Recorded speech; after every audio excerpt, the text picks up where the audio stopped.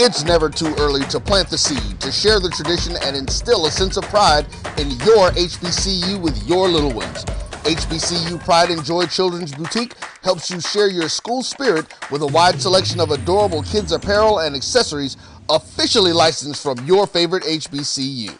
Visit hbcupridejoy.com and follow us on all social media at HBCU Pride Joy on Facebook and Twitter.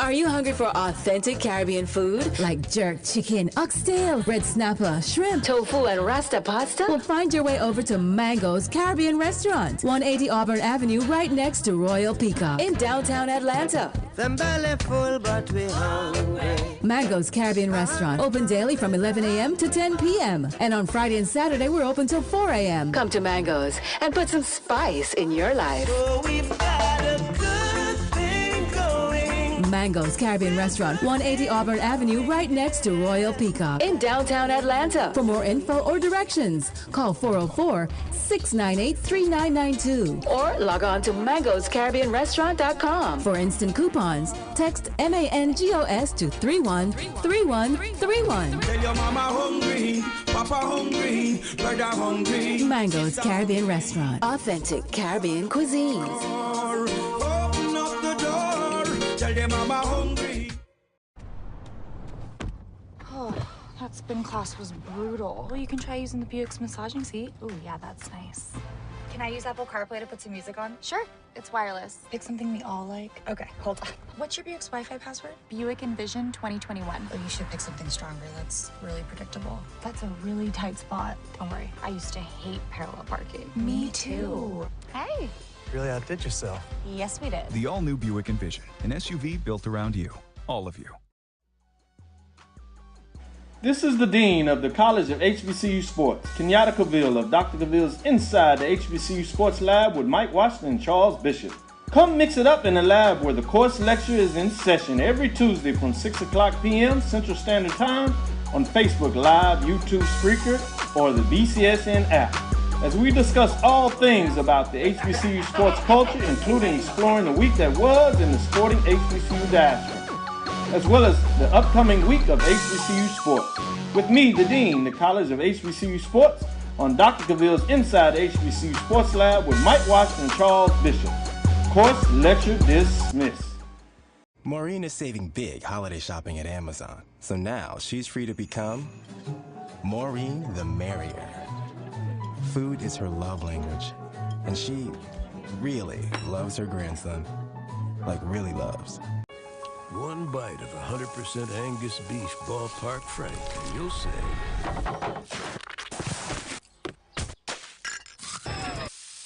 hello, summer. Oh yeah, it's ballpark season. This is Brian Fulford. AD Drew and I are co-hosts of the BCSN Sports Wrap. We talk about all things related to HBCU athletics. From the games, teams, coaches, and fan interest stories, we cover it all. You can find our shows on Facebook at BCSN Sports Wrap, YouTube at MyJBN Online, and everywhere you listen to podcasts like Anchor, Spotify, Google, and Apple Podcasts. You can also find the show on the Jericho Broadcast Network's app. Make sure to download. We look forward to you joining the conversation and being a part of the show. Q Time is a classic Atlanta soul food restaurant located in the historic West End. Q Time Soul Food is a family business started by Fred and Christine Crenshaw. Come on in, relax, and sink your chops into our tantalizing, mouth-watering, distinctive soul food with a twist, the Q Time way. 1120 Ralph David Abernathy Boulevard, or call your order in at 404-758-2881. Do you miss your mama's cooking? Then come on down to Q Time, an Urban Passport member. Stillman College is an HBCU in Tuscaloosa, Alabama, where we prepare students for a different world. Stillman is a college of distinction for last year and this year. Our largest majors are business and biology, followed closely by psychology, criminal justice, and history for pre-law, communications, English, and religion. Our newest degree programs are in the Department of Computational Sciences, which covers cybersecurity, data analytics, and math. The Biomedical Academy prepares students for competitive entry into health professions and graduate programs. We have established summer biomedical research internships with major research institutions, such as the University of Alabama, Drexel and Temple Universities in Philadelphia, the Salk Institute in San Diego, California, and the universities of Florida, Indiana, and Iowa. We became creative with social distancing and masks for the pandemic. Our students enjoy movie nights at the stadium and the new Melissa and Davis Legacy Courtyard, where you can eat and enjoy friends. We have the Divine Nine Greek letter organizations, student government leadership, and ambassadors. Our small class sizes, nurturing faculty, and friendly environment let you know that Black Lives Matter at Stillman College each and every day. Applications are free. Sign up at discover.stillman.edu. Complete the contact card and apply today. Stillman College, where we prepare students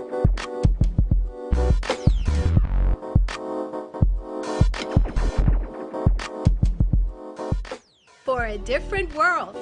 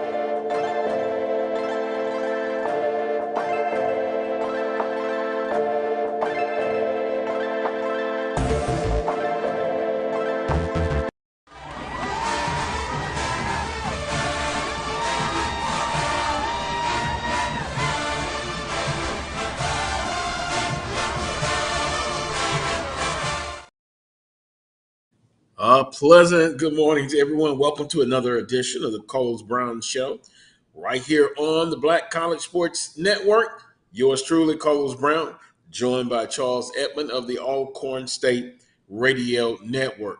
The guest menu looks like this on Saturday, August 13th, 2022.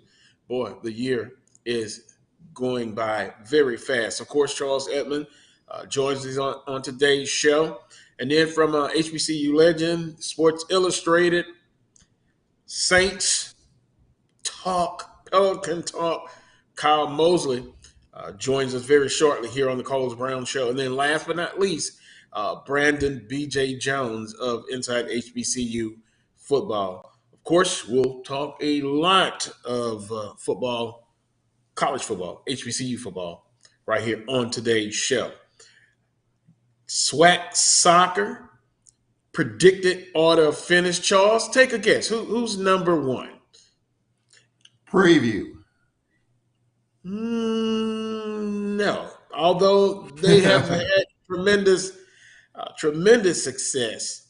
But Grambling State, I believe. Oh, I had not looked at the. Yeah, I had looked at the. I saw the all conference team the other day. I interviewed our soccer coach, and I did not see the predicted order of finish as far as the teams are concerned. Well, but that is the predicted order of finish. We'll come back and revisit that. Milton Borney tabbed to lead Mississippi Valley State. This is simply just what's trending on the Coles Brown Show.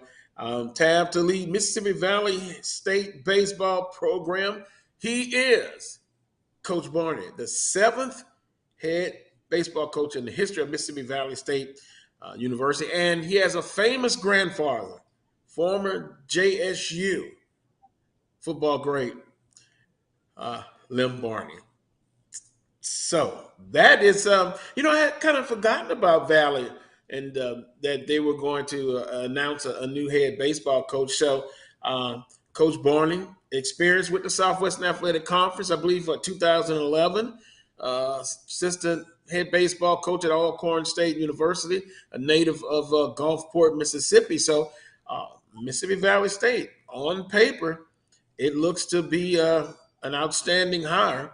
I guess just give him some time to get some more resources in there and just give him some time to build the baseball program. But the pedigree, he has that.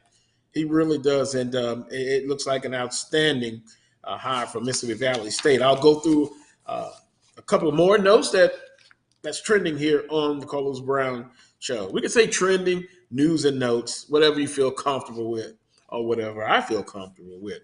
SWAC announces the 2021-2022 academic awards and institutional winners. And I have that information right in front of me.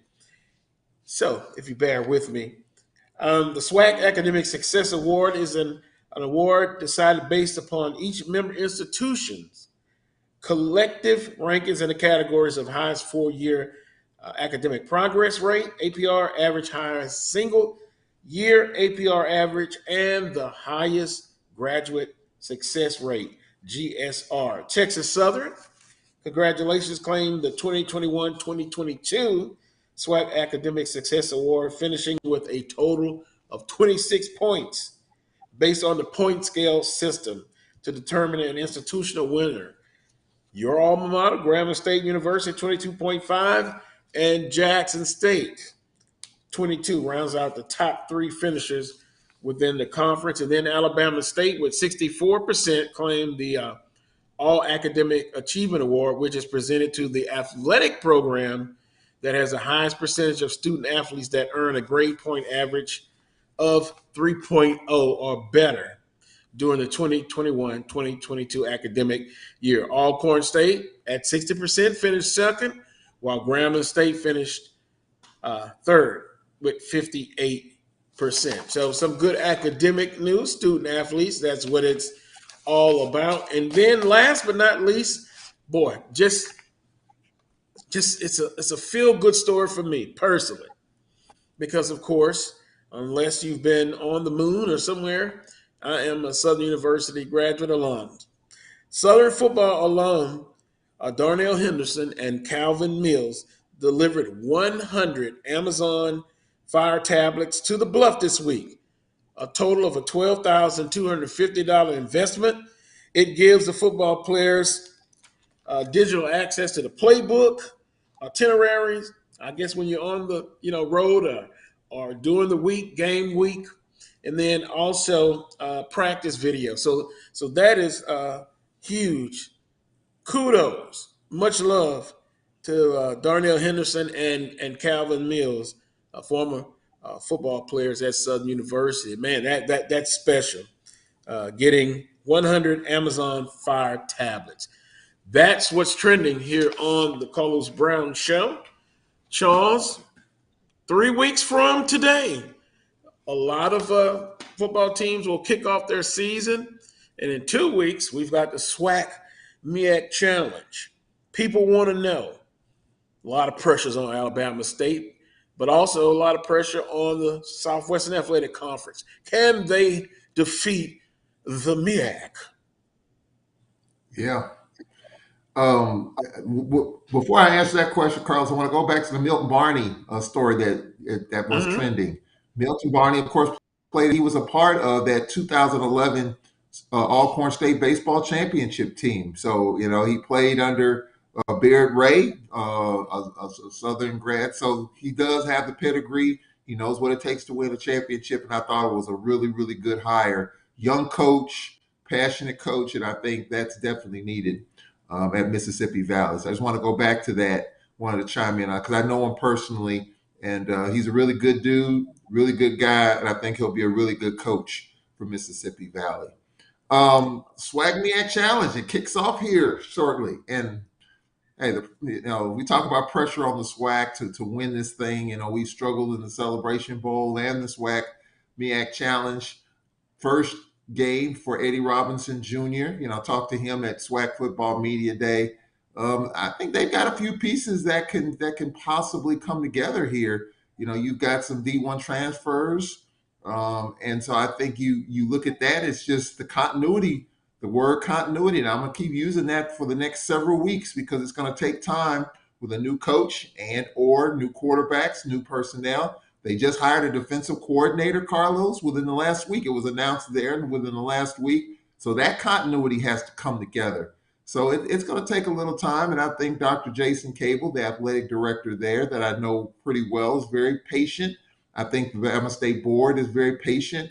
And they bring in one of their own guys home. And if they can win that game, Carlos, it'll be great for the SWAC. It'll be a great start for Alabama State under Eddie Robinson Jr. Well, yeah, I would agree with that. And continuity, that's a word that you're going to hear pretty much, particularly early on. But, as always, I got to play a devil's advocate. How long do you think you'll be able to use that phrase? By the end of September, about 4 weeks. I read an article years ago. If you're changing jobs, you're doing something different, it usually takes you about a good month to get comfortable. So I'm going to put that out. After 4 weeks, we should not be hearing that term or using that term.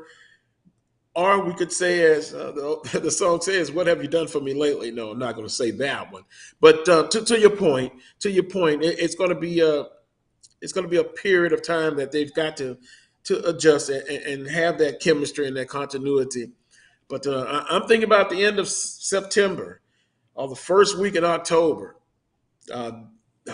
They meaning football teams, basketball teams, soccer teams, volleyball teams, if they went through the portal and had a lot of new people, I think a good month is a good time to just kind of base it to say, hey, we've got the continuity now.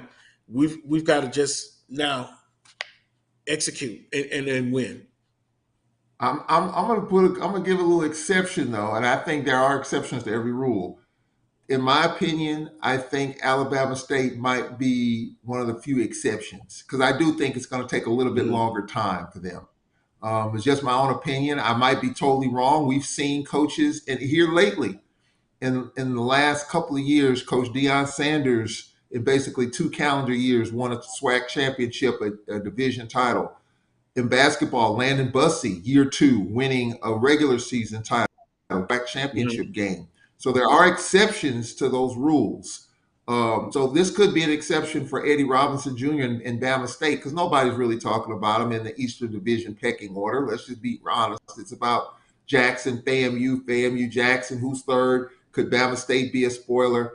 I think it's going to take a little bit more time for them, in my opinion. I might be wrong. They might shock everyone in the Eastern Division and they might shock everyone in the conference. I think it'll take a little bit more time for them. But I tell you what, when you talk about Bama State alums and what the Hornet Nation looks for, they want to win that Magic City Classic. And I keep talking about it because you talk to their fans, that's all they talk about. They want to do well in every game, but they kind of focus a lot on the Magic City, which I don't totally agree because you got to play 11 games, you got to play it all the way through. But I do think for Bama State, it might take a little bit more time. And I hope the Hornet Nation, the Swarm, as they call it, is a little bit more patient, even though they hired one of their own. Yeah, I mean, I think Alabama State will have a grace period. And to use your term all the time, they're probably playing with house money. No one's expecting them to challenge right away except Coach Robinson and the players on that team. They expect to win. I think they brought the young man, they transferred in from Auburn University to be the quarterback. So, you're a competitor. You want to compete and you want to win right away. Some places there's a little bit more pressure than others. FAMU, if we look at the East Division, 1 point away from defeating Jackson State, and then guess what? Their alums and their fans, they figure we're right there, that close. We win that game, we go to the SWAC championship. We host the game, and then we go to Celebration Bowl. But they did go to the FCS playoffs, which is for them. It was a great situation. But trust me, they want to win that game by 1 point against Jackson State, and they're East Division champs, and then they have a chance to win the Southwestern Athletic Conference football championship and go on to the Celebration Bowl. Coach Simmons, you look at some of the players on social media right now, they're very confident, and everybody's confident. Everybody looks good, but then the pads come on. Then there's a level of separation then going on. So then you get to maybe the second week, kind of about where they are now. Some that playing in week 0, they're going to hit that wall and fall camp. And then you have to just push through. Then when school starts, hey, then you practice. Most football programs, they're going to practice in the afternoon. Maybe some still will practice in the morning. So it's a process, and you hear people talk about it's a process. But when it's all said and done, I think this is going to be a tremendous 2022 football season for the SWAC football programs. And I don't think you can go into the season going on 2-game losing streak once you hit conference play. Then also you want teams to do well in their non-conference games. Look, I'll be brutally honest. I want to win every game. I know that's not realistic. I want Southern to win. If I'm a competitor, I want to win every game. I want to win non-conference games. I want to win conference games. You seek perfection. You seek excellence. Maybe that's a better word to use, but sometimes you fall short. And I always talk about when adversity hit, not everybody can respond to adversity. UAPB, correct me if I'm wrong, the game against Alcorn State, they're up by mega points, and then they lose that ball game. Many people have said they were not the same mentally and physically after that game. So who responds to adversity during the season and can bounce back in the right way? Yeah, even if you're talking about right now, the process right now, Alcorn just finished their first scrimmage just a few minutes ago, and it's a 60 to 80 play scrimmage. By the way, they practice in the mornings. They get their practices underway early, and they're done by around lunchtime, 10:30, 11 o'clock. They've done that the last few years. They used to go in the afternoon, but over the last 3 or 4 years, Coach McNair's changed it to the morning practices. So they're done by lunchtime. That's even when school starts. That's even when school starts. Okay, yeah. See, that's why I thought not every school program, they all have the practice the same time. Because I know when one of your favorite coaches of all time, and I just based on what you told me, Coach Odoms did a lot of morning, practices. Some players can't get, especially if they're juniors and seniors, the classes they need is in the, at a certain time. So they had to practice when they could practice. Yeah. So, the Braves have theirs in the morning. A lot of teams have theirs in the afternoon. When Jay Hobson was coach previous to Coach McNair, he had his in the afternoon. So it's just different philosophies.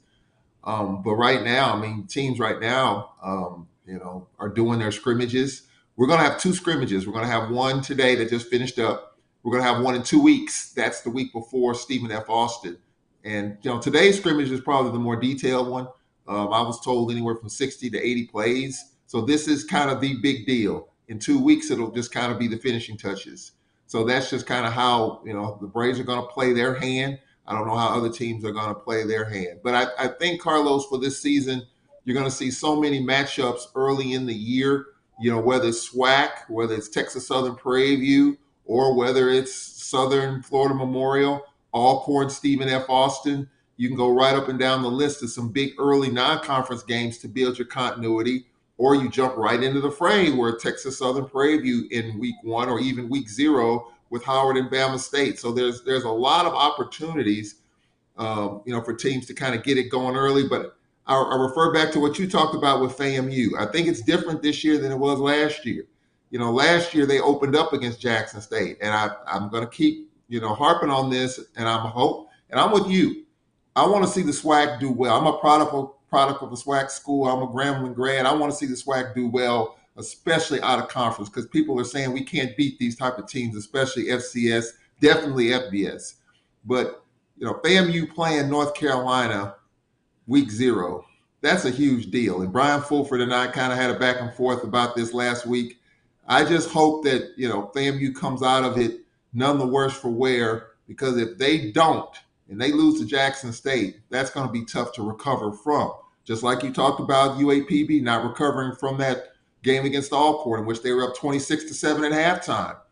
So there's going to be some key games early in which you got to come out of it on the other side at least healthier to where you can build your continuity. Southern Florida Memorial, I think they'll win by 5 touchdowns, but then they got LSU the next week. How you going to come out of that? Alcorn, Stephen F. Austin, you got Tulane, you got McNeese. Then you open up against UAPB at home. You don't know how UAPB is going to look after those first few weeks. So it's going to be a lot of conversation throughout the league to see how teams get it going early, whether it's coach, new quarterback, new schemes, new coordinators. All that is going to come together. The question is not if, but when. Yeah, well, my position is crystal clear about the playing the FBS teams. And if I had a magic wand, I would wave it and you would be allowed one game every 4 years. So in 8 years, that'll be 2. 12 years, that'll be 3. But guess what? I'm not a director of athletics. I think I would be a good one. Fair but tough. I didn't say fair and balanced. That's another cliche from another place that we just won't go there, okay? But with that being said, I like those games. If you're going to play them, put it this way: play them early rather than late. And that's just my opinion. And injuries could happen at any time. You just hope that it's going to be to the minimum. And when I look at those type of games, the big difference is in the offensive and defensive lines. But if you look at the receivers, quarterback, DBs, it's what you see on the FCS level every week. Now, there is also a speed factor, but I think overall in the conference, everyone has really upgraded, because, hey, they want to win that championship. They want to improve. It will be interesting to see who has the most success in the non-conference games. Now, we're looking at most schools, about 2 weeks, started the second week in the fall camp at Southern University. Coach Dooley, former wide receiver at Grambling State, coach wide receivers now, head coach, offensive coordinator. When he looked at Southern University's roster, and Coach Dooley is pass first. But if you go look at the past couple of years when he was at Prairie View, they were also very balanced. So they throw actually and this is the way I'm wording it, they throw to set up the run. But when he came in and he made an assessment, he knew he had to upgrade the wide receiver core. Now, they had some talent coming back, but under Coach Rollins and under Coach Odoms, it was run first, run second, and on third down, if it's third and short, that's great. But if it's third and long, I'm in the press box, Charles. I'm just going to be honest. I cringed on third down with this team the last couple of years. If it's third and 20, forget about it. But even third and 6 or 7, they just were not efficient enough to complete those third downs via the pass. So with that being said, Coach Dooley came in. Reginald King, August Petrie, transfer portal, now in first year of law school, transferred in from Rice University. At Rice University, they were kind of pounded as well. But he's coming in. Cassius Allen, Kilgore Junior College, but he originally signed with University of Louisiana Lafayette. So they've been very impressive so far. And then you got Taj Cologne, freshman, Jordan Dupree, a freshman, Darren Morris, who looks the part. He looks like he's been in college for 3 or 4 years, but locally from Southern Lab. And then Isaiah Taylor from the junior college rank. So you see, this is what I'm talking about, how you mix and balance it out. You've got receivers from the transfer portal, junior college, and from the high school level. Plus, what you already had on the team, Kirkwood, Tyler, Kirkwood, Whitfield, and I'm missing someone else, but they were already on the team. So he came in, and I can't forget Reggie King, right? Reginald King, who came with Coach Dooley from Prairie View, a Louisiana native. So in practice, they have really done well, and they've stood out from the wide receiver room. And you can bet your last dollar Southern's going to be, in my opinion, they're going to be kind of like under the Coach Richardson era, which Dooley was a wide receiver coach. They're going to be balanced. And I know everyone talks about, wow, they're going to throw it a lot. Yeah, but they're going to also run. Coach Dooley said at SWAC Football Media Day, he gets like 90, 100 plays. That's his goal. They want to play fast. They want to control the tempo. Offensive linemen have talked during camp already that this is the best shape that they've been in since they've been at Southern University. Charles, I wonder why. Because they, in the tempo, they've got the lineup just like the receivers. So yeah, he said, Coach Dooley, that it's a basketball philosophy on the football field. Absolutely. And I do think that they're going to try to go fast, and they will, because that's just his pedigree. I do believe, as far as Southern is concerned, just from my perspective, that because you have McRae, who'll probably start at quarterback, just to get him comfortable, I think Southern might try to run the football a little bit more early, just to get the quarterback comfortable, in terms of getting a rhythm going. You know what Coach Dooley has done with quarterbacks at Grambling with Kincaid. When he was at Prairie View, he had Jalen Morton, he had Pass. So you look at that situation. You have veteran quarterbacks. He developed Kincaid. Now you've got a kid in McRae who has a little bit of experience. Got to develop him, but he's got to get used to that speed of the game. So running the football, and the same thing at Alcorn. It's the same thing with the Braves. No more Felix Harper. You got a couple of kids there, Aaron Allen and company. Running the football is going to be key for a lot of these teams, especially with new quarterbacks, because if you just put it in their hands with the speed of the game, the adjustments, it's tough. You got to be able to run the football a little bit and make it a little bit easier for your quarterbacks. I think whichever team, every coach is committed to running the football. They talk about it, but then when it doesn't work, do they go away from it, or do they continue to run the football? I think that's going to be key, Carlos, in terms of success offensively, especially with new coaches and or new quarterbacks. We know what Dooley can do. When he's got it right, he's one of the toughest guys out there in terms of slowing down that offense. We saw it at Grambling.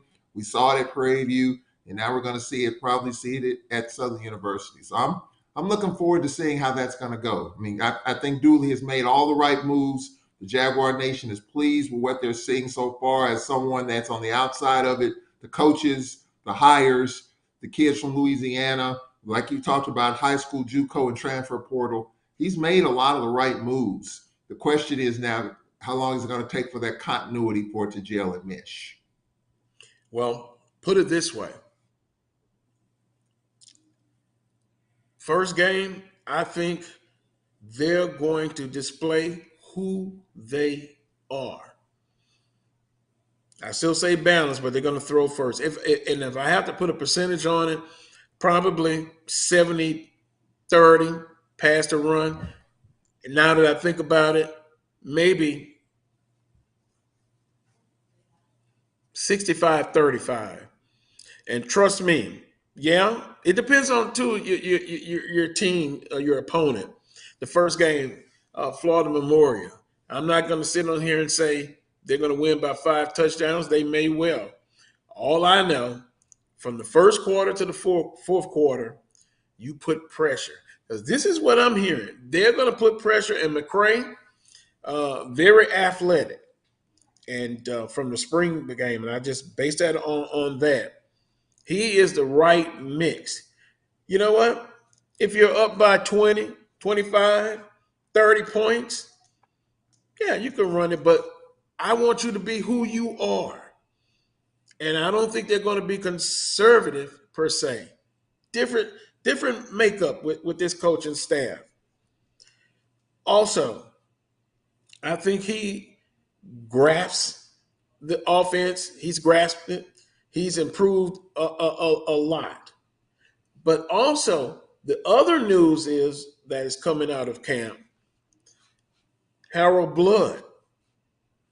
Harold Blood has been getting reps with the second unit now. So Bubba McDaniels, a lot of experience, has taken snaps with Southern University, and we can put you can put it as a gospel if you want to. I just think during this time of fall camp, I think it fluctuates, between the backups and the third unit. Even with the first, they're saying there's still competition going on, and that's what they want to do. But the big news coming out, Harold Blood now running with the second unit. And what, if you look at the characteristics, compare and contrast, what do you see with McCray and Harold Blood? One, they're both athletic. If something's not there, they can make it happen. And Coach Dooley has talked about this at SWAC Football Media Day and camp. He doesn't want a quarterback that could just manage the game. I want a quarterback that can win the game. So, rollouts, throwing, and then they're going to utilize the receivers that we just talked about, but also Sims, the running backs will be involved in the passing attack. Then you still have the tight ends who can flank out as receivers. So I said all this to say this, Charles. I don't want them to be conservative. I just want them to be efficient and apply pressure. That the defense has to think about a lot of stuff, and they have to defend every inch of that field. The last 2, 3, 4 years, that has not been the case. That has not been the case, but now you'll have a lot more to think about. A lot more to think about, and you're going to defend every inch of that football field. So, no, I don't want them to run the football, a whole lot. Be efficient with it, be balanced, but be who you are. That's applying pressure on the defense. Apply. And if it's an up-tempo, it's up-tempo. The personnel can't change too much. They'll have to come in and be in the personnel that they need to be in to stop the pass. And then I think you kind of hit them with the running game. I can't wait to see. I must say I'm a little bit excited. I'm definitely excited as well. I'm looking forward to seeing all these new coaches, new schemes, and all these new pieces and these new quarterbacks. I'm just looking forward to seeing how it all comes together.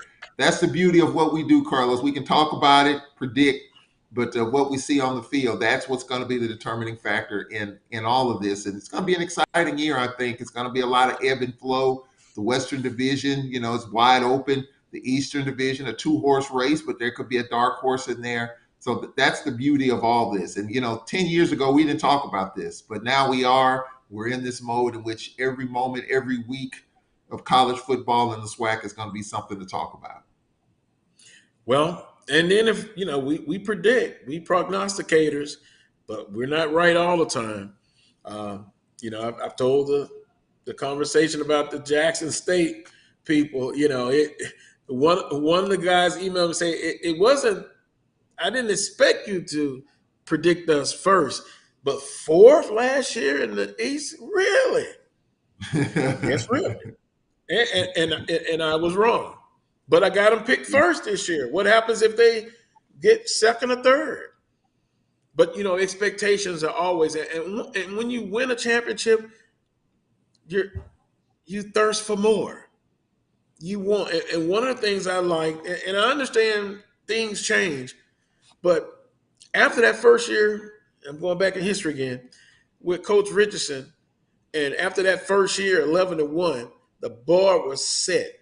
That team walked out the next year. They expect to win. Hey, we're going to win. It may be not pretty, but we're going to win.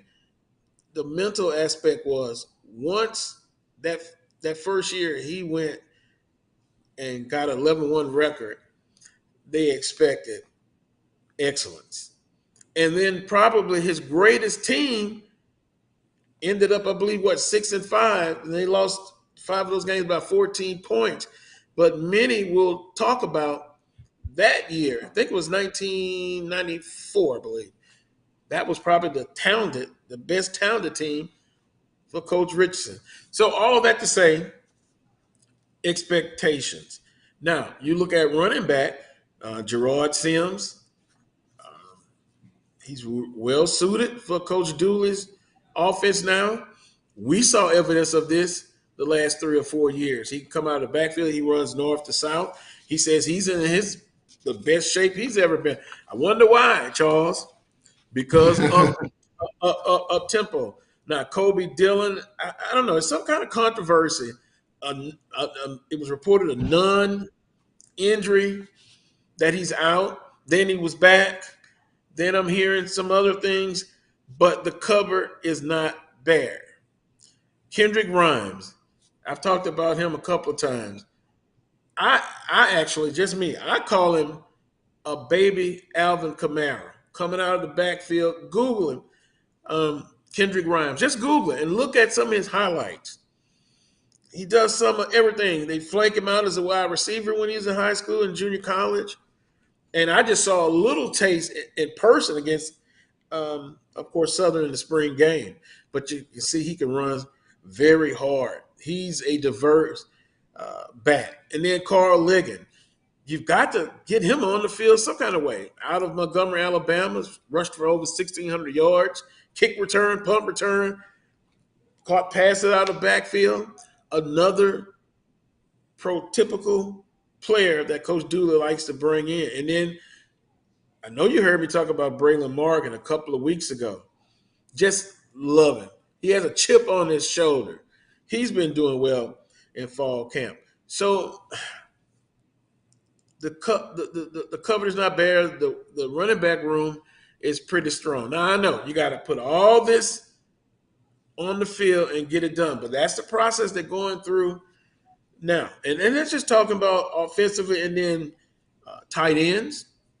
Ethan Howard hasn't been running with the first unit for most of the camp, but they getting them in and out. Gregory Perkins and Dupree Fuller Jr., JUCO All-American coming in the camp. That's another wide body, a tight end that is adapted. You can put him out, flank him out as a wide receiver. You can utilize him, and even on third down situations, I saw him in JUCO. Get the tough yards, line him up in the backfield. He could be an H-back. So with that being said, offensively, I think they'll get it done. And then last but not least, on the defensive side, a lot of depth in the secondary. Dumas, Cameron Peterson. You've got Taja Brown, transferred from Nicholls State. I mean, they're just what I like. And last year and a couple of years before then, when someone got hurt, it really was pretty bad for Southern University. But now you've got depth and you're deep. Got to put it on the field, of course. But this team is in a much better position, to me, than they've been in the last 3 or 4 years. Charles, you look like you want to come and play devil's advocate. Go ahead. No, I'm just listening to you just give a great spiel of breaking down this Jaguar team and just, the depth and Dooley and all that stuff. And it sounds to me, and I've known you for a long time, and you've talked about Southern to me for a long time. It sounds to me like this is about as excited as you've been. And I might be wrong here, but I can't remember a year in which you've been so excited about Southern football. Maybe going back to the Pete Richardson days. And you talk about that 94 year. That was the year that Steve McNair broke the passing record. And that particular year, I haven't heard you this excited talking about your team, the Southern Jaguars, maybe since then. Is that fact or fit? Well, I would agree, but I believe it or not, I was excited coming to 2018 and 2019 SWAC championship game, and to be deeply disappointed. But we don't have to talk about that anymore. But just the excitement, just the excitement of this upcoming season, and if it doesn't go the way that my predictions, how I predicted Southern University to do, yeah, you'll be disappointed. But that's life. You'll be disappointed. But yeah, excited. Linebackers. Oh, let me go back to Southern University linebackers. Jordan Lewis. Is he a linebacker now? Last week I reported that's his position, and previously being a defensive end. I think they will play him at linebacker. I think you'll see him moved around a lot. And with Dumas and Jordan Lewis, you're not going to be able to focus and concentrate just on Jordan Lewis. And Jalen Campbell's having an outstanding camp for Southern University at the linebacker core. Derek Williams, a young player from the city of Miami, and of course in Florida. At the linebacking core, I think you probably can use a little bit more depth, but the scheme they're running, a 4-2-5, 2 linebackers, 5 DBs, and one of those DBs a nickel, of course, but I like to call him a rover as well. So yeah, I'm excited, Charles. I am, but we'll see. We'll see. The first game is the first game. Then the second game is LSU. Let's take a look again, maybe after about 4 games. That's how I like to kind of do an assessment and see what happens. If they're 3 and 4, I'm happy. I'm very happy. And then you move on to October. Yeah, I'm looking forward to that first month as well. I mean, Alcorn opens up. Obviously Stephen F. Then you got Tulane. Then you got McNeese. Then you got UAPB.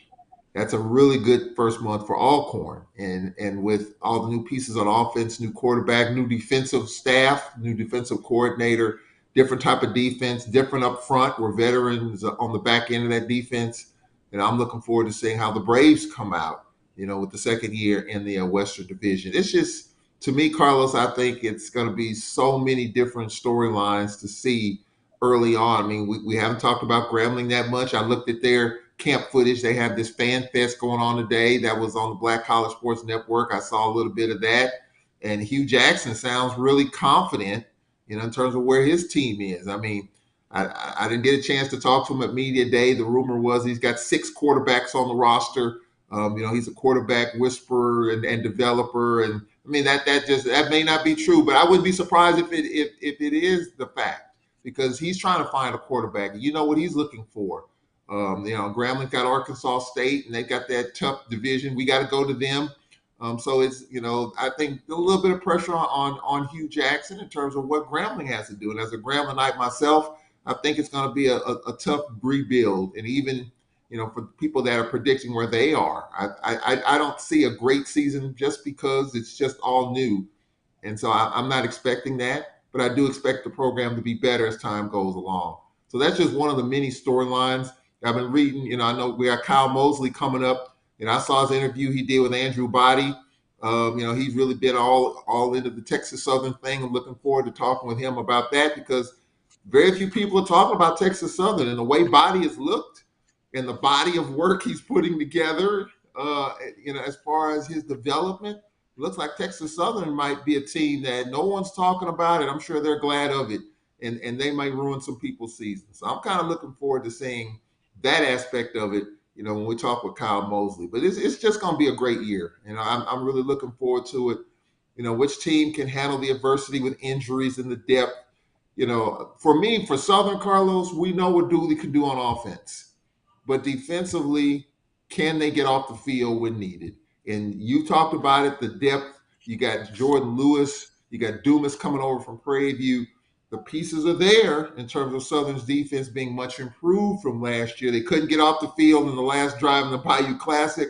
I know that's still probably in your craw a little bit, but I do think that Southern will be better defensively. There's no question about that, and there's no question offensively. I think they'll be more explosive. I think there's no question about that as well. Well, one thing as we get ready to take our first time out of today's show, talking to Coach Dooley at SWAC Football Media Day, they're deep in the secondary, very deep. And he likes DBs that can play both. When you say DB, they can play both positions, cornerback and safety. Then you got a guy who's going to be wearing number 1. He's going to put pressure. Then if you double team him, and I'm sure he's seen it through his career, we're talking about Dumas. Jordan Lewis has been double teamed. But I think still, and there are several other defensive tackles and ends, they're going to get pressure. And Coach Henry Miller is the defensive coordinator. He's not per se is going to play that sit back and read and then react. No, they're going to be aggressive. And I look back to FAMU when they had that great Gulf Coast offense, their defense, their thing was to get a turnover. You want to keep feeding your offense. And so with that being said, I've liked what Southern has done defensively. They've done, I think, more. And again, assessing the needs when they were hired. Come in and do an assessment. We need to do this. We need to do that. We need to build up the secondary. We need to get better at the defensive line. In other words, they need to get better all across the board on the defensive side. And as quietly to some has it been kept, they defensively have done as much or more than on the offensive side. Transfer portal, you go in and get pieces that you need. You got some young, talented defensive tackles from the high school ranks that you just don't need them to play right away, but if they do, great. Transfer defensive tackle from Lamar is in, from Nicholls State. So they've got their depth and deep. I'll end it this way. It sets them up to be successful. Now, whether they do that or not, it's going to be on the coaching staff and the players. And Coach Dooley talked about they were in tremendous shape. And kudos to the new strength and conditioning guy they brought in.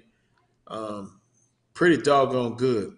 I look forward to interviewing him on this show very soon, very soon. So with that being said, let's take the first time out. When I come back, Kyle Mosley, the Saints, preseason game 1 against the Texans. And the prevailing feeling is, oh, Carlos, it's just preseason. You're right. It's been some ugly ball played in the preseason, but you've got to play them. We'll get Kyle to talk about that. And as you stated, Charles, Texas Southern. I heard a lot of conversation at SWAC Media Day. There are people talking about them. When we put up our predictions, some of my colleagues had them second, third in Body We Trust. But I want to know whether the pieces around them. And the biggest question, just me, I guess I'm nosy.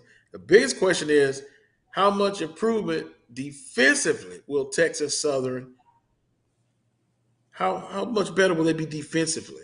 And then some of the other pieces around Andrew Body. We know offensively. I saw it last year what they can put up. But defensively, how much improvement can they make? To me, that is one of the biggest questions of their fall camp. Take a time out. You're watching the Carlos Brown Show right here on the Black College Sports Network. We'll be right back. At Tyson, we know taste is local. Some like their beef pit smoked, their chicken spiced all the way up, or their pork sweet and saucy. Local flavors, global impact. That's what feeding the world is all about.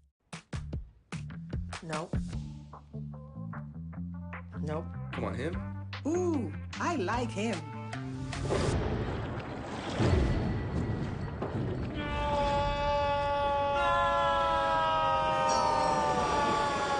Quick, the quicker picker-upper. Bounty picks up messes quicker, and each sheet is 2 times more absorbent, so you can use less. He's an 8. He's a 9. Bounty, the quicker picker-upper.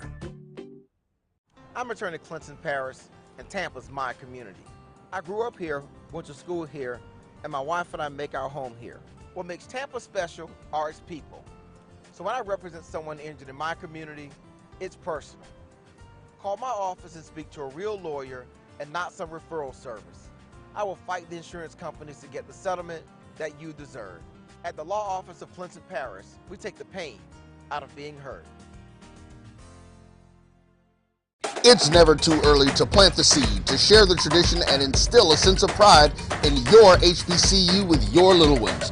HBCU Pride and Joy Children's Boutique helps you share your school spirit with a wide selection of adorable kids apparel and accessories officially licensed from your favorite HBCU. Visit hbcupridejoy.com and follow us on all social media at HBCU Pride Joy on Facebook and Twitter. Are you hungry for authentic Caribbean food like jerk chicken, oxtail, red snapper, shrimp, tofu, and rasta pasta? Well, find your way over to Mango's Caribbean Restaurant, 180 Auburn Avenue, right next to Royal Peacock in downtown Atlanta. Them belly full, but we hungry. Mango's Caribbean Restaurant, open daily from 11 a.m. to 10 p.m. And on Friday and Saturday, we're open till 4 a.m. Come to Mango's and put some spice in your life. So we've got a good thing going. Mango's Caribbean Restaurant, 180 Auburn Avenue, right next to Royal Peacock in downtown Atlanta. For more info or directions, call 404-698-3992 or log on to mangoscaribbeanrestaurant.com. For instant coupons, text MANGOS to 313131. Tell your mama hungry, papa hungry, brother hungry. Mango's Caribbean Restaurant, authentic Caribbean cuisines. Open up the door, tell them mama hungry. Oh, that spin class was brutal. Well, you can try using the Buick's massaging seat. Ooh, yeah, that's nice. Can I use Apple CarPlay to put some music on? Sure. It's wireless. Pick something we all like. Okay, hold on. What's your Buick's Wi-Fi password? Buick Envision 2021. Oh, you should pick something stronger. That's really predictable. That's a really tight spot. Don't worry, I used to hate parallel parking. Me too. Hey. Really outdid yourself. Yes, we did. The all-new Buick Envision, an SUV built around you, all of you. This is the Dean of the College of HBCU Sports, Kenyatta Cavill of Dr. Cavill's Inside the HBCU Sports Lab with Mike Washington and Charles Bishop. Come mix it up in the lab where the course lecture is in session every Tuesday from 6 o'clock p.m. Central Standard Time on Facebook Live, YouTube Spreaker, or the BCSN app, as we discuss all things about the HBCU sports culture, including exploring the week that was in the sporting HBCU diaspora, as well as the upcoming week of HBCU sports. With me, the Dean, the College of HBCU Sports, on Dr. Cavill's Inside the HBCU Sports Lab with Mike Washington and Charles Bishop. Course lecture dismissed. Maureen is saving big holiday shopping at Amazon, so now she's free to become Maureen the Merrier. Food is her love language, and she really loves her grandson. Like really loves. One bite of 100% Angus beef ballpark frank, and you'll say,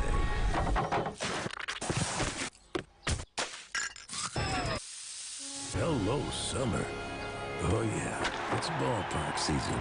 This is Brian Fulford. AD Drew and I are co-hosts of the BCSN Sports Wrap. We talk about all things related to HBCU athletics. From the games, teams, coaches, and fan interest stories, we cover it all. You can find our shows on Facebook at BCSN Sports Wrap, YouTube at MyJBN Online, and everywhere you listen to podcasts like Anchor, Spotify, Google, and Apple Podcasts. You can also find the show on the Jericho Broadcast Network's app. Make sure to download. We look forward to you joining the conversation and being a part of the show.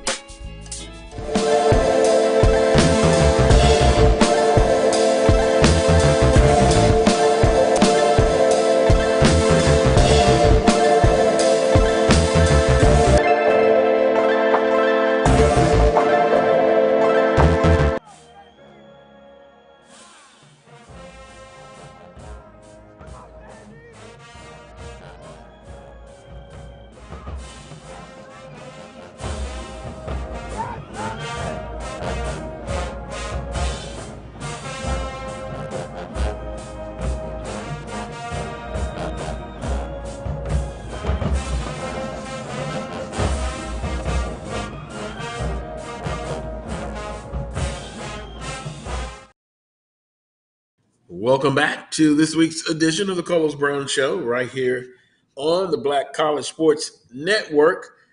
We should be joined by Kyle Mosley very, very shortly. But until that time, I had an idea. In the chat room, I'm kind of looking at the chat room and appreciate everyone who is watching. Let's recognize a few of them. Chuck Hunt, checking in from Monroe. Felton, good morning. Chuck, good morning. Michael Cavalier is watching. Sean Derek Perkins. Greg Johnson says, good morning, Coles Brown and guests. Now it's good morning. Now, good afternoon. Who else we have on here? My uncle is watching. Appreciate it, Uncle Gerald Franklin. Well, the family has to back you up, and I appreciate him watching. Johnny Johnson Jr., Willie Bolden, and Michael Jones. Well, Michael Jones, where do I know this guy from? There's a picture up right there. Let me read what he says, and I love him to death. Michael, he's a follower of the show. Just thinking, what is Dooley's record against Fred McNair? That game in October is going to be one for the ages. Well, let's see. I always be brutally honest, right? I'm consistent. Coach Dooley at Prairie View, I don't believe he defeated his time at Prairie View A&M. I believe I'm right on that. Yes, I believe I'm right on that. Last year, Coach Rollins, who was the interim and didn't get the job full time, he defeated Alcorn State. Not him personally, but his team. They won on the last second field goal. So he was 1-0 against Fred McNair, his team. So I think Michael is trying to throw a little dig there, right? But digs are often truthful, correct? So no, he hasn't had success. But Alcorn comes back to Baton Rouge year 2. And I think it will be another tremendous ball game. And I think Coach Dooley will have some success. Now, in the chat room, I want to do this. And I'll be able to monitor it. Give me your boldest or your bold prediction for 2022 football season. I'll repeat it again. Your bold prediction for SWAC football in 2022. Unbelievable, Charles. It's pouring down rain again in Baton Rouge. I mean, it's been raining every day for like maybe 15 days straight. But I think Southern has gotten through their practice and their semi-scrimmage today. And by the way, next week will be a huge scrimmage for Southern University as they kind of wrap up. They wrap up this fall camp is coming to an end, at least the part before school starts. I see Kyle is logging in, so we'll get with him. But bold prediction, Charles. You have a bold prediction? Johnny says Southern 9-2. That's a bold prediction, Johnny? I can tell you what my bold prediction was, and it's got to be something flamboyant, big, huge. And I'll just repeat what I said at SWAC Football Media Day. Charles, I said Southern, and maybe it was the emotion of me, Southern will score 50 points in the Bayou Classic. Now, that's bold, Charles. That is extremely bold. Some probably would say that's crazy. But I'll stick by. I want a 50 piece on Grambling State. I gotta let me think. Can I think about that one a little bit? Let's get with that next week. You hit me up with that one real quick. Let me stew on it for a minute. Come on, Charles. You got to be spontaneous. My other half says you got to be spontaneous sometimes. Go with it. But you need a week, huh? Well, that's fine. I'll look in the chat. Johnny comes with another. Southern scores 28 on LSU. That is a bold prediction, but that could be doable. I'll give you one right off the bat. Now I think about it. Alcorn will beat Tulane week 2.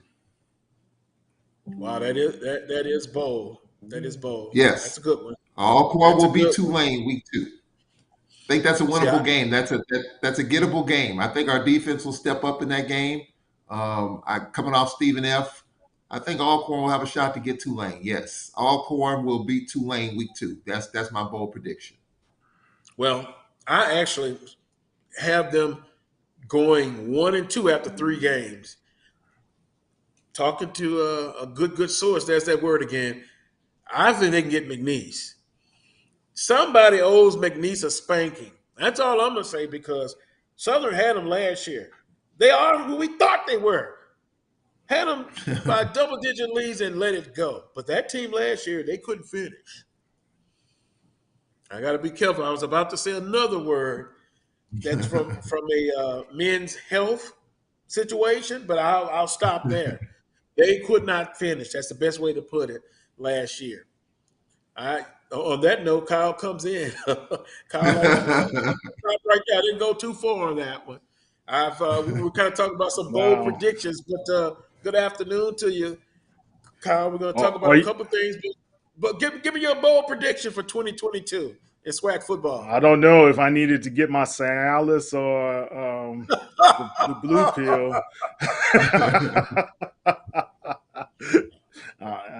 So I can say it. Okay. No, I like Charles's bold prediction, because Tulane is a winnable type of game, especially if the Alcorn offense is able to produce. So, I mean, that will be a close one, but it is winnable. It is winnable. Very bold, Carlos. Yeah, that's very bold, because maybe, and he's talking about I had Southern scoring 50 points in the Bayou Classic. But don't get me wrong. Whether they win by 1, 5, or 10, as long as they win, I'll let my blue and gold glasses come out just a little bit. Just a little bit. I'll take the win, but it is. What's the Jaguars' name? Lacumba? Lacumba? Yeah, y'all got to let Lacumba out. Yeah. Southern had a live mascot, and they were talking about getting another one, but look, I remember those days, man. I used to go on the campus, My dad my dad's Southern grad, number one.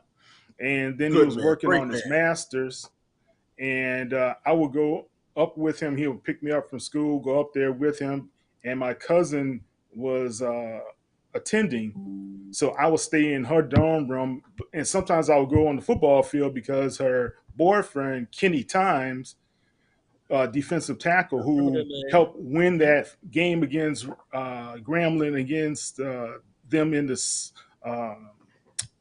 bowl game, He was the MVP for the defense of that game. So, and he went on to play in the NFL and played opposite Reggie White as well as a couple other guys, and he led the USFL in sacks one year, 18 over Reggie White. Think about that. So a Southern grad did good in the USFL. And and that's one of the things, and sometimes I kind of get into these very animated discussions. There's a tremendous history in Black college football in the Southwestern Athletic Conference. And I got to be careful how I say this, but some thinks some of the, maybe the young ones, maybe not young, they kind of give off that now is a time where they're just doing well. But that's what history is. You can look at history and show and look at all of the great success they have, and you keep that along with making new history, and you combine both of them together, and it's a great thing. And now playing at HBCUs, attending HBCUs, it's a great time to do such. And so let's build on that and move forward together. You have some I agree. young people that are coming on board. We need to work with them, and we come together. And then when our time is up, it's like playing football. When you're whatever sport, when your time is up, then it's time for the ones behind you. It's their turn. It's their Don't turn. say that to me, Carlos, because I'm getting close to that time is up. Oh no, you're still good. You're like LeBron. Age doesn't define you. Hopefully, I can say that about myself. Charles will be in the SWAC Hall of Fame. As a broadcaster. Yeah. I just that's hope awesome. That maybe when my time has come, that they'll say, "Well, you know what? Carlos was consistent, and he told you how he felt." And that's why we'll remember him in that way. I may not make it to the SWAC Hall of Fame, but as The Rock would say, I look at myself as the people's champion. Well, look, man, I put out an article yesterday based upon what Deion Sanders was talking about, the Hall of Fame vote being kind of watered down. He said, I don't know if I want my bus next to this dude. Like, what are you doing here? I don't know what's going on. Wow. Yeah, that was some pretty cold-hearted stuff. But he said that a couple of seasons ago, man. This is nothing new, that a lot of these votes have been questionable as far as who should be able to become a part of the elite, right? And I think right now, if you look at some of the talent in the media that SWAC has and HBCU coverage has, we have some really dynamic young guys as well as some seasoned guys who've been doing it very well for a long time, and deserving the right to be mentioned as a part of the great people who have built this system. So I applaud you as well as all you guys what you have done over the years. Yeah, let's just we all just work together. That's my man. And speaking of working together, we're going to talk with you about. I guess we can go into the Texas Southern situation because Charles made a statement that not a lot of people are talking about Texas Southern University. Some of my colleagues here at Black College Sports Network, they believe that Texas Southern can be at the top of the West Division. Now, I, for one, I don't believe that, but anything could happen. But if you ask me, I had them pick down a little further. But with that being said, Andrew Body, tremendous all-world quarterback. What are some of the tools he has to work with? And then the biggest question for me is, offensively, I saw them put up a lot of numbers, but defensively, they're going to have to improve. And how much improvement will it take for them to move up a couple of notches in that Western Division? Well, I had an opportunity at SWAC Media Day to visit with Body as well as Demontario Anderson, the defensive end. Michael Badjo is now going on, so they have to replace that presence in the locker room. And I think Anderson has done a phenomenal job thus far to fill in that role as the leader on the defensive side. Body, I can't say as far as the tools of what he hasn't have or doesn't have. I would say what he told me he needed to improve on his accuracy down the field. His pocket presence as well. That has to be something of a maturity situation for him because he has the mobility.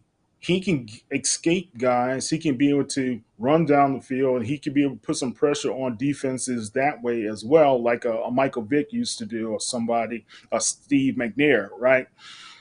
I just think right now, being a sophomore, he has a lot to still learn about the game.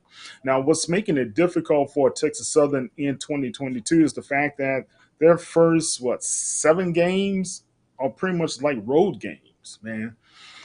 They come home, they play the college out of California, a little small college for homecoming.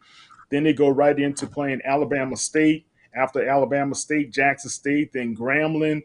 Those are just some hard games to hit on after being on the road for a majority of 2 months, right? So I know they're playing Prairie View at home, not at home, but in the Houston vicinity because they have to go to Prairie View up to 90 to visit those guys at the Labor Day Classic. But then they got to go play you guys, Carlos, in Dallas a few weeks later at the State Fair, right? Yeah. So I'm looking at the schedule now.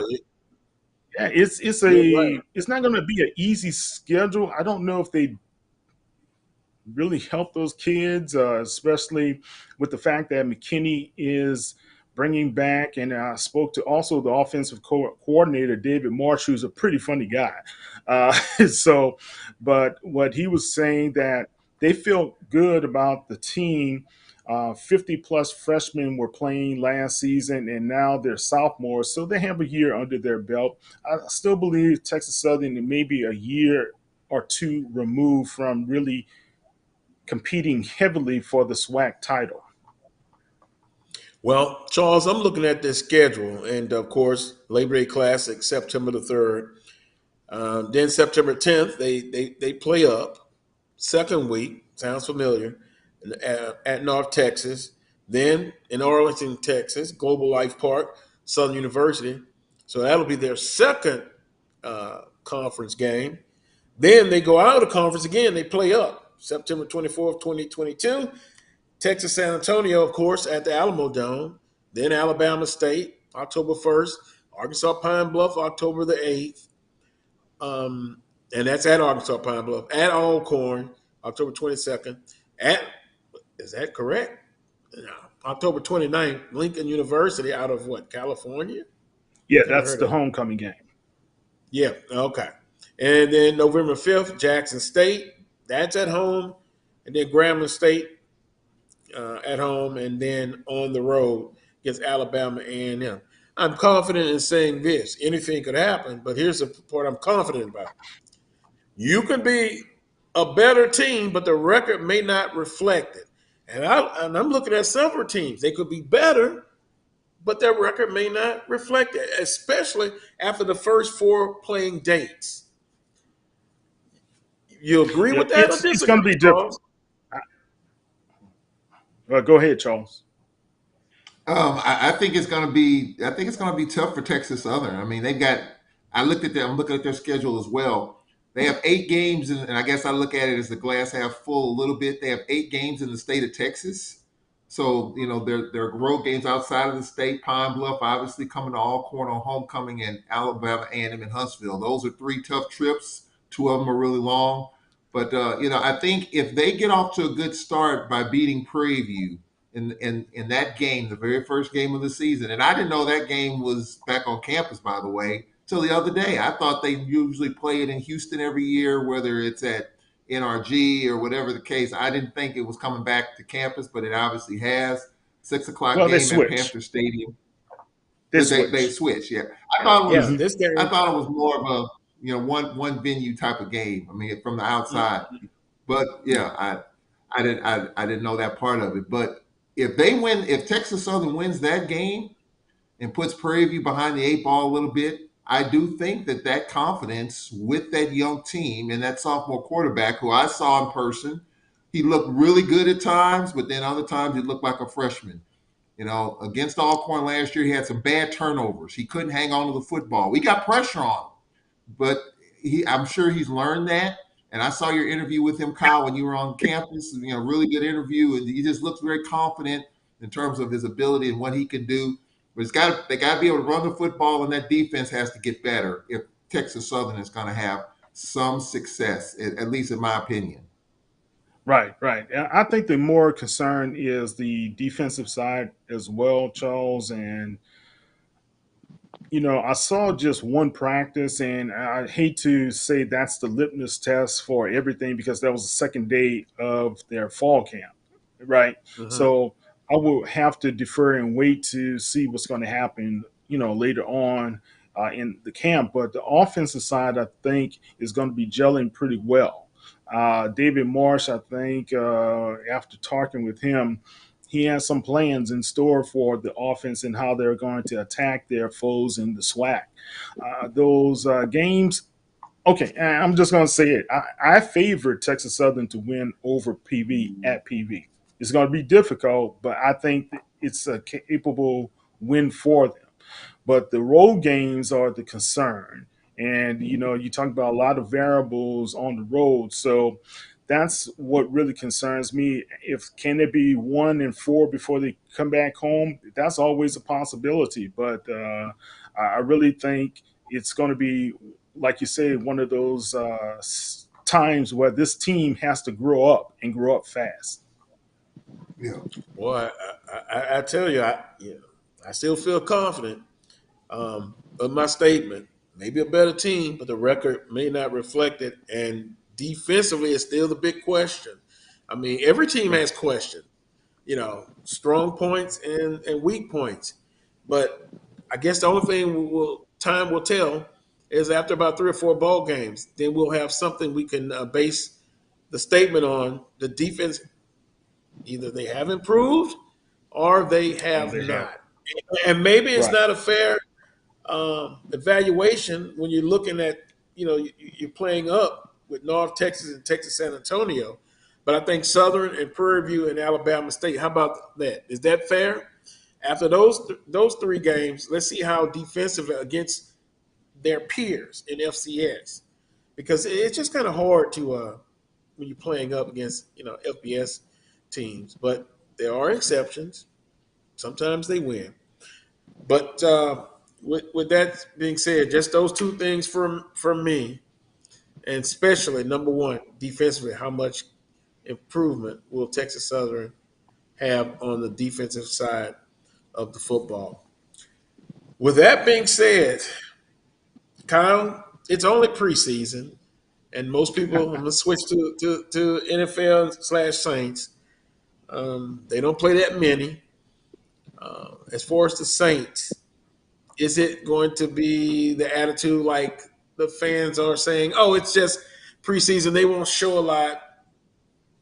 But is it still important to Coach Dennis Allen to kind of see where his team at in the game situation tonight? Okay, so I had a chance to visit Houston Texans camp. I did a little scouting report just to see where those guys are. They still have a lot of work to be done. I'll be honest with you. And they just didn't look like a training camp that I saw from the New Orleans Saints. They was run a little bit differently, but you have the similarities with the 7-on-7s, 11-on-11s as well.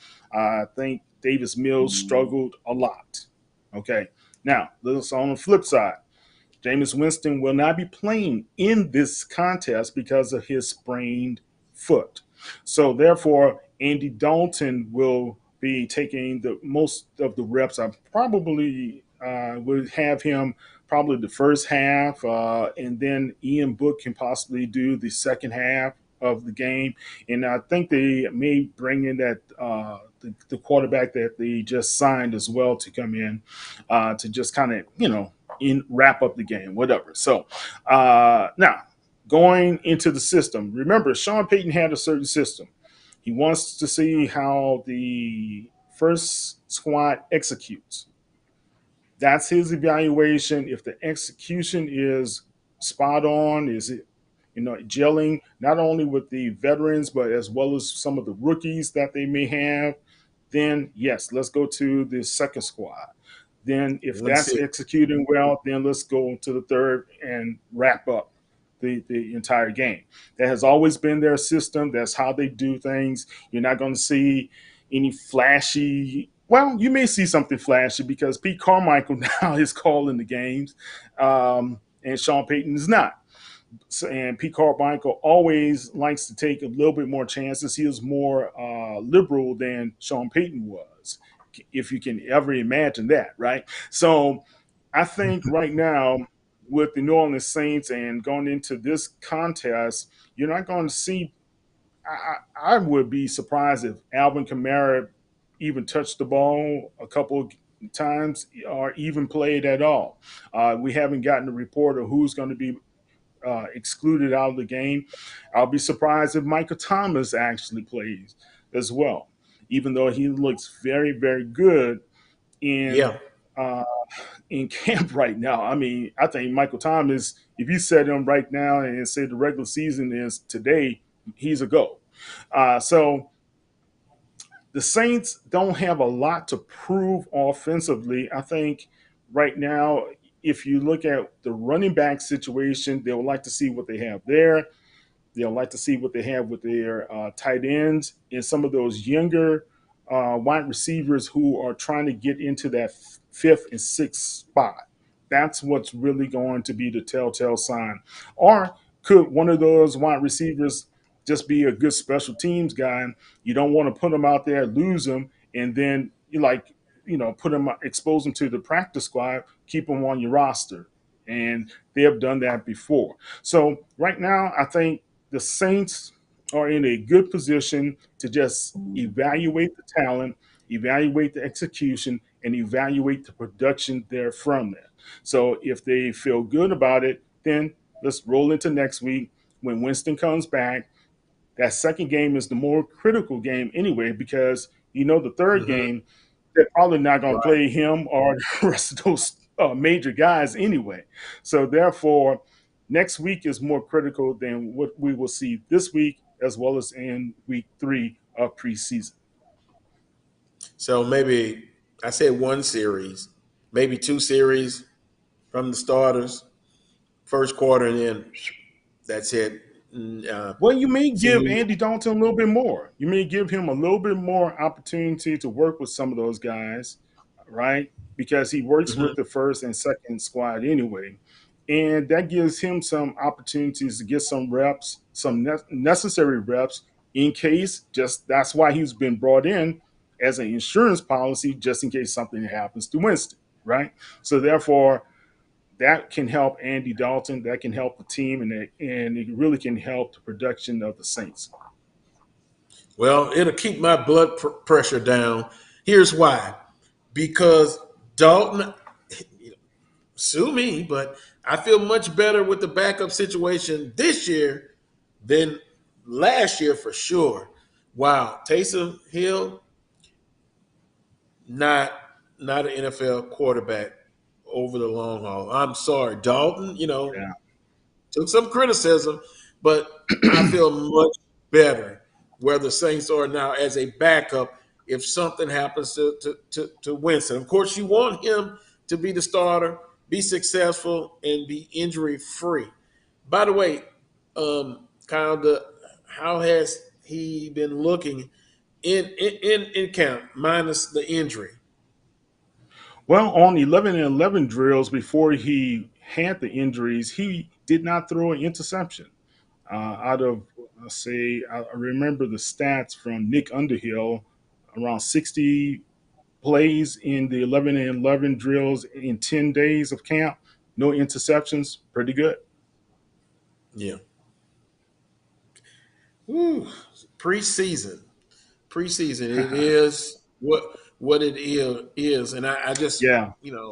looking at the fans on social media, they, you know, they voice their displeasure about the preseason games, but hey, you got to have those three.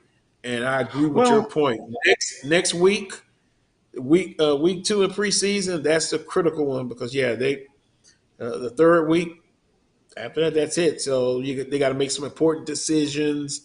You know, who's going to make the roster, et cetera, et cetera. yeah, yeah. I'm going to be at Energy Stadium tonight to witness this, see what's going on with the Saints. I don't anticipate it to be one of these barn burners. Some of these preseason games early on have been pretty competitive. Uh, so it's more competitive, and I have heard many coaches state this, from Belichick to Peyton to some of the older guys. Preseason is not so much for the starters who are bona fide starters. It's for the guys who are trying to make this roster, trying to be able to, if not make the roster, get some film out there that somebody would look at and take a chance on them just in case they cannot make the 53-man roster when cut down comes. So that's what this is for, to be able to evaluate them, give them good analysis, give them good feedback going into week 2. If they do continue to do well, then bam, you have some good film, you have some production to be able to show what you can do and if you are the man for the team. Charles, do you want a bold prediction for NFL 2022, or you rather just stay away from that? Yeah. Bold predictions. I'm going to say that my Super Bowl contending Rams are going to struggle. It's going to be a struggle for them, especially if Matthew Stafford's arm, shoulder, whatever it is not right. And I don't think it is. I'm a little pissed off, really, to be honest with you, because now we're finding this out within the last couple of weeks. You had the whole off season to potentially deal with this, and now all of a sudden you find out that this arm, this shoulder, elbow, whatever is an issue. My guess is it's been an issue the whole off season, just no one talked about it. So now, Sean McVay's not going to play his starters the whole preseason. Rams open up with Buffalo. I'm going to make a prediction right now to say that the Rams, if Matthew Stafford's arm, shoulder, whatever is not right with the 49ers and the way they look, with this tough NFC playoff race, I'm going to make a prediction that the Rams might not get to where they want to go, which is, I think making the playoffs could be tough this year, especially if Matthew Stafford is not 100%. Right now, he's not going to play in the preseason. I'm concerned.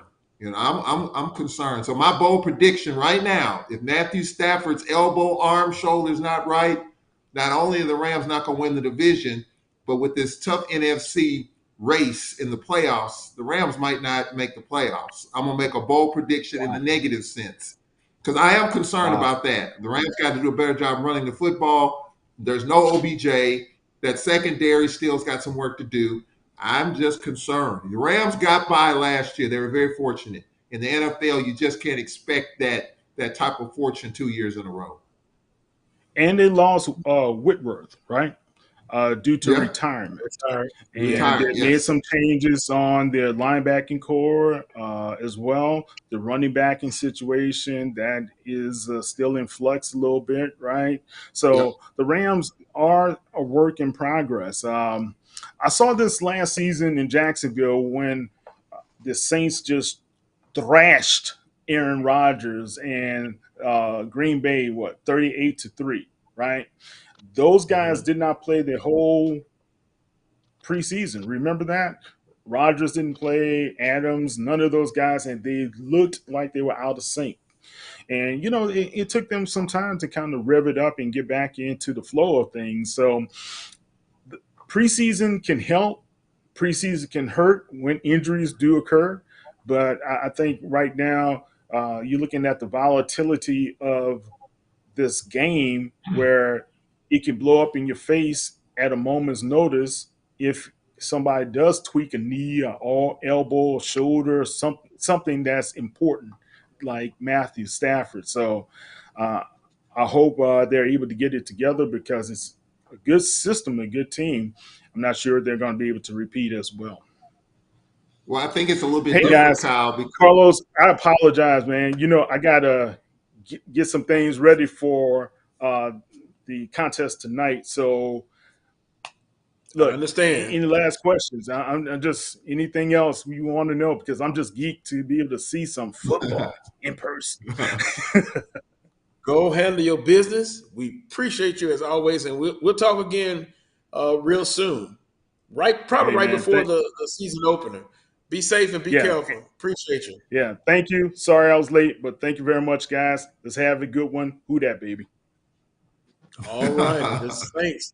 On that note, let's take a quick time out.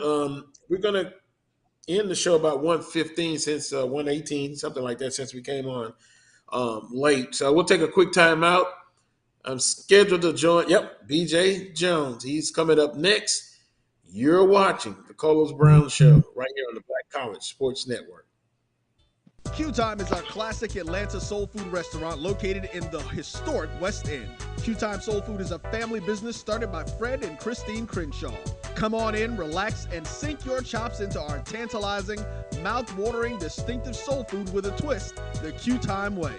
1120 Ralph David Abernathy Boulevard, or call your order in at 404-758-2881. Do you miss your mama's cooking? Then come on down to Q Time, an Urban Passport member. Stillman College is an HBCU in Tuscaloosa, Alabama, where we prepare students for a different world. Stillman is a college of distinction for last year and this year. Our largest majors are business and biology, followed closely by psychology, criminal justice, and history for pre-law, communications, English, and religion. Our newest degree programs are in the Department of Computational Sciences, which covers cybersecurity, data analytics, and math. The Biomedical Academy prepares students for competitive entry into health professions and graduate programs. We have established summer biomedical research internships with major research institutions, such as the University of Alabama, Drexel and Temple Universities in Philadelphia, the Salk Institute in San Diego, California, and the universities of Florida, Indiana, and Iowa. We became creative with social distancing and masks for the pandemic. Our students enjoy movie nights at the stadium and the new Melissa and Davis Legacy Courtyard, where you can eat and enjoy friends. We have the Divine Nine Greek letter organizations, student government leadership, and ambassadors. Our small class sizes, nurturing faculty, and friendly environment let you know that Black Lives Matter at Stillman College each and every day. Applications are free. Sign up at discover.stillman.edu. Complete the contact card and apply today. Stillman College, where we prepare students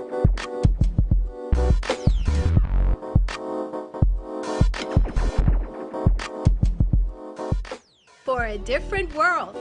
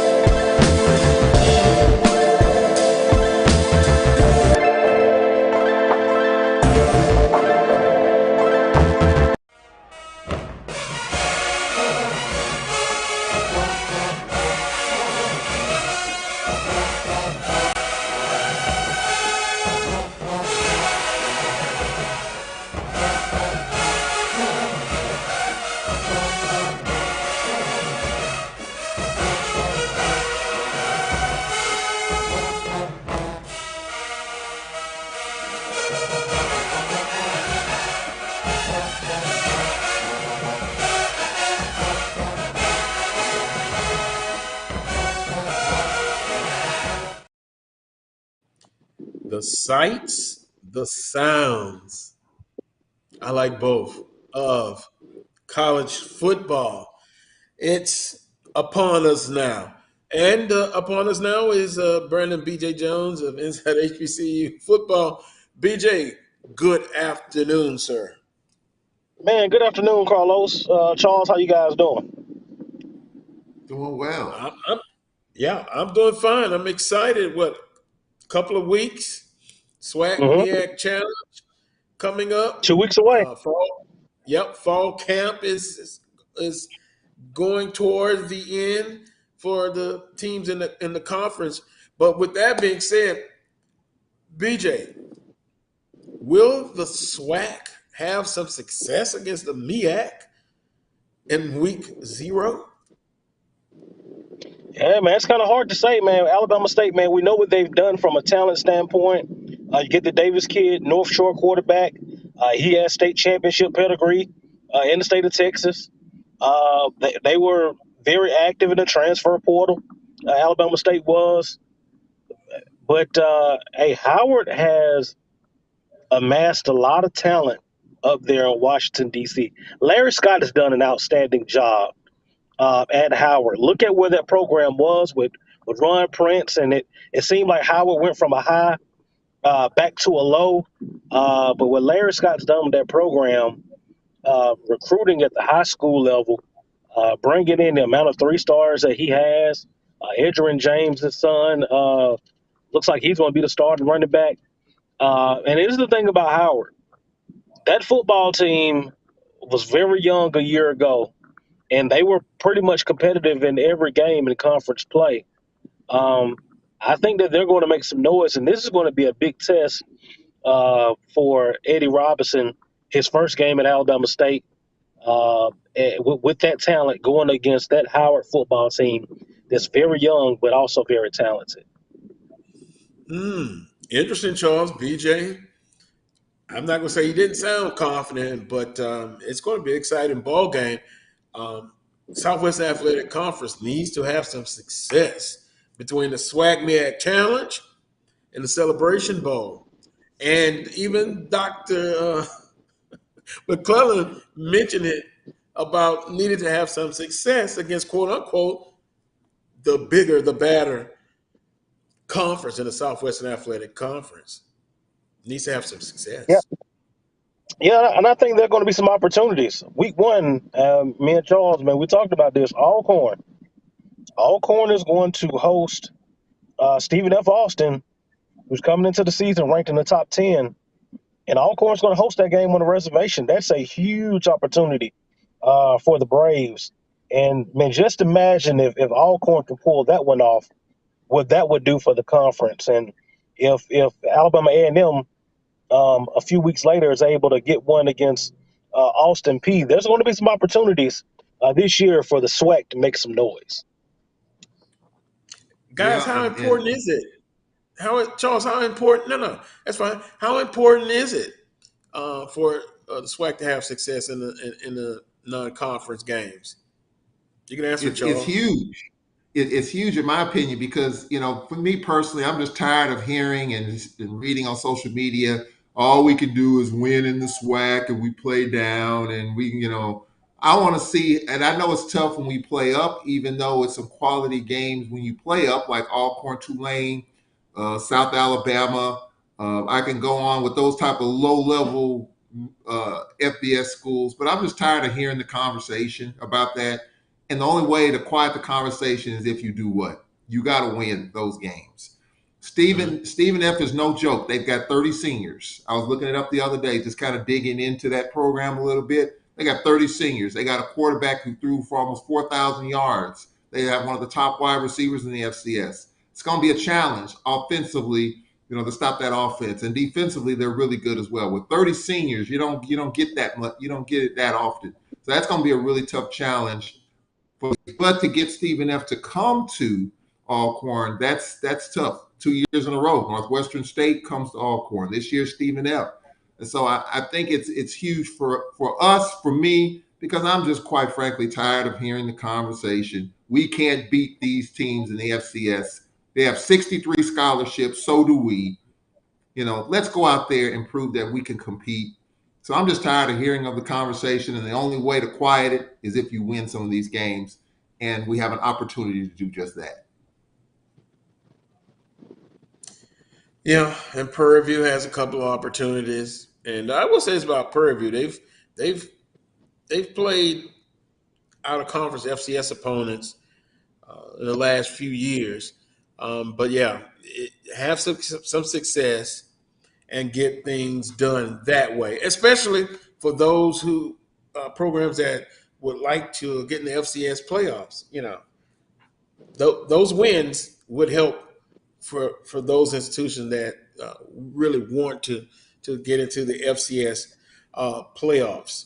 With that being said, before BJ came on, but before I go to that point, BJ, former collegiate athlete, fall camp is kind of been going, it's going in their second week. Is this a point where you getting ready to hit the wall, or where are you in fall camp at this point as a student athlete? Not quite the wall yet because you just really get in the pad, so that's exciting. Getting ready for the first scrimmages, so that's exciting. Guys, like you guys were just talking about in NFL. Well, in college, there's no preseason. Your scrimmages, that's your preseason. So you got guys who want to move up the roster, earn play time. This is exciting. Now, for your established guys to kind of know what they are, and the wall is after the first 3 days. The wall is after the first 3 days. I mean, but for the team collectively, man, this is an exciting time because you're getting back to football. You don't really hit that wall really until you start getting towards the end of camp where you're tired of hitting each other and you just want to hit somebody else in a different color helmet and a different color uniform.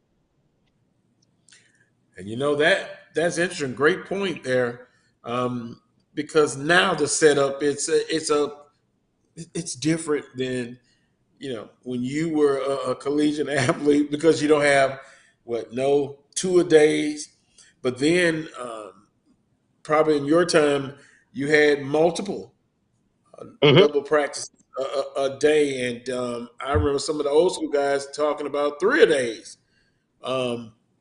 where you had your special teams maybe coming at that last practice, but if you didn't perform well the other two, then you had a third opportunity. So I understand that it's different now. So now you're looking at scrimmage 1, scrimmage 2. Are all of them equally important, or do you give one of those 2 scrimmages one more precedent? Is it the last one, or the one like a lot of teams are doing today? It's probably a combination of the two, because the last one you'll get more information, you get more stuff thrown out there, as far as how deep into your playbook that you'll go, and your last impression is the lasting impression. We've seen some guys in the past that have jumped off the board that last scrimmage, where they were kind of meh, the scrimmages before that, and that positive momentum for them have carried over into the season. So all of them are equally as important. All of them are job interviews. So I mean, they are very, very important. The one thing that I always tell people who go out to watch scrimmages, because as fans, we get out there and we go, "Oh man, we look good. Oh man, everybody looks good, man." If you go to the message boards and you go to the sweat groups, all 12 teams look good.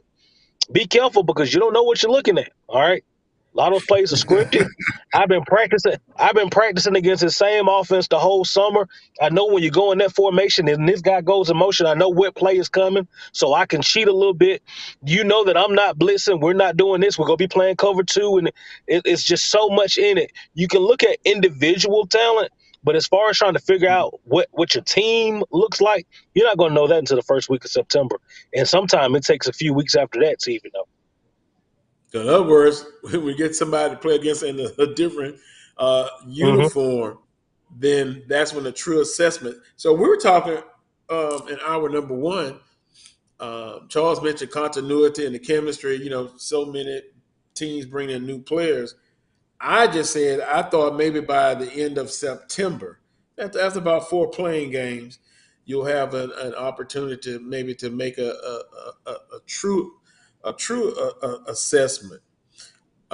Charles? Yeah, and BJ, for the Braves, we had a scrimmage today, and I was told by coaches and other people that this scrimmage today, the more detailed of the scrimmages, we're only going to have two. We have one today. We're not going to have one next Saturday, and then we'll have one the following Saturday, which is leading up to Stephen F. So normally you would have three in a situation like this, but Coach McNair's cutting it back to two. So this scrimmage today is really big. You put the finishing touches on it in a couple of weeks, you continue through. So it's a little bit different for what Alcorn is doing this year than what they've done in the past. So making the impression early is important now, because in a couple of weeks, it's just maybe a few other pieces that you're trying to put in place. But you basically know coming through that first scrimmage kind of what you're looking at. So I think that's kind of your point, what you're talking about in terms of what you're going up against and the eye candy that you see as compared to what the reality is. Yeah. Well, I'll tell you what, I'd rather see some progress than I'm going to refer to, like, watch a little bit of Jackson State's, a little bit of their fall camp. And it seems like Coach Sanders is never pleased. It's like, if you're just tuning in, it's like, oh, they're not doing well. Coach Dooley, you seen it on social media where they were a little lackadaisical. He lit a fire on them. Get your mind right. So, BJ, I understand your point, and that leads me to this. Then I made the statement that I think coaches kind of know who their number ones are, but for me, the biggest battles or some of the most intense battles are for that backup position. Is that true, or I'm kind of way off on that? I think with some of the ones you kind of know who's going to be the guy. Sometimes, some things can change and some guys can catch fire. But particularly when you talk about positions outside of quarterback, with at 2 and 3, you're in the rotation and you're going to be playing. That's when you're going to see the most intense battles, because that's determining if I get 20 snaps a game or 5 snaps a game, which is a big difference. You see a lot of that, particularly in those positions where you rotate out a lot on the trenches. The linebacker positions, oftentimes the receiver positions, where you're going to go deep into that depth chart. Quarterback usually is one guy. One guy is the guy, and 2 or 3 sometimes are interchangeable. Sometimes you have a special 2, but those battles for 2 and 3 get really intense. We talk about those positions outside of quarterback where you rotate a lot. That's an interesting point, Charles. If you didn't know any better, you say BJ played on the collegiate level, huh? Because sometimes, and I'm guilty of this, you kind of look at things, oh, boom, that's great. Or, oh, no, something went wrong, the sky's falling. But usually it's somewhere in between. And BJ, I just think the teams that are successful are the ones sometimes that can handle adversity and how they respond to it. I mean, what's the old saying? Everybody has a plan until you get hit in the mouth. How do you react to it? Do you stay on the mat? Can you get up? Or do you come up more determined?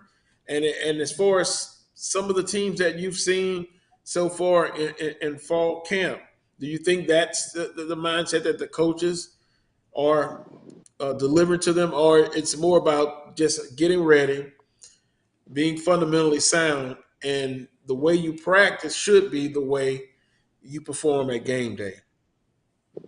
Yeah, I think it's going to be case by case. I mean, one of the things that you heard Coach Dooley say is that you can't wait to Saturday to turn it on, because with him, you're not going to make it to Saturday. To be honest with you, if you wait to turn it on until Saturday, you're not going to make it.